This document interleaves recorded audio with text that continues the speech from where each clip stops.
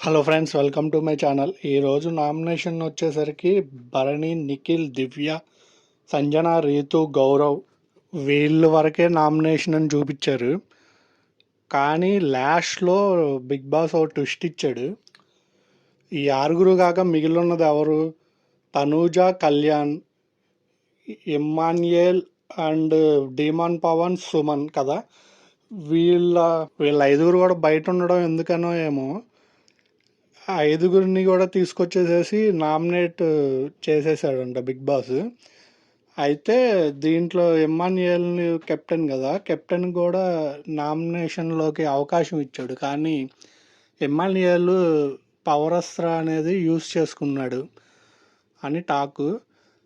అది కనుక యూస్ చేసుకోకుండా ఉన్నట్లయితే, అంటే నిన్న చెప్పాడు కదా నాకు సార్ ముందు, నామినేషన్లో ఉండడమే బెటర్ సార్, నా ఫ్యాన్స్ అందరూ మళ్ళీ ఎవరో ఒకరికి డివైడ్ అయిపోతారు, స్పిట్ అయిపోతాయి నా నా ఓట్లన్నీ అని చెప్పాడు. మరి అది చూసే అనుకుంటా బిగ్ బాస్ మంచి అవకాశం ఇచ్చాడు. మరి దాన్ని ఎందుకు కాలతనుకున్నాడో నాకు అర్థం కాల.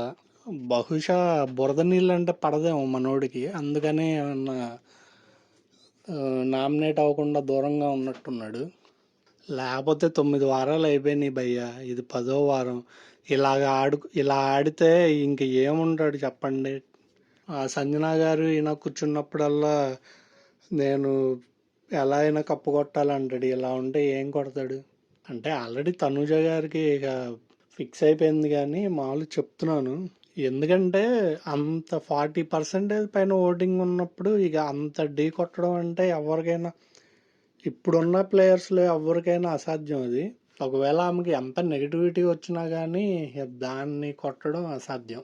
ఇక నాకు తెలిసి ఇక సెకండ్ ప్లేస్లే మారుతూ ఉంటాయి. సెకండ్, థర్డ్, సెకండ్ ఉన్నోళ్ళు ఇప్పుడు వరకు సెకండ్ ఉన్నోళ్ళు థర్డ్కి వస్తారు, థర్డ్ ఉన్నోళ్ళు సెకండ్కి వెళ్ళడం, ఇక ఇవి జరుగుతాయి. కానీ ఇక ఫస్ట్ ప్లేస్ మారడం అనేది ఇక అది సాధ్యమయ్యే పని కాదు.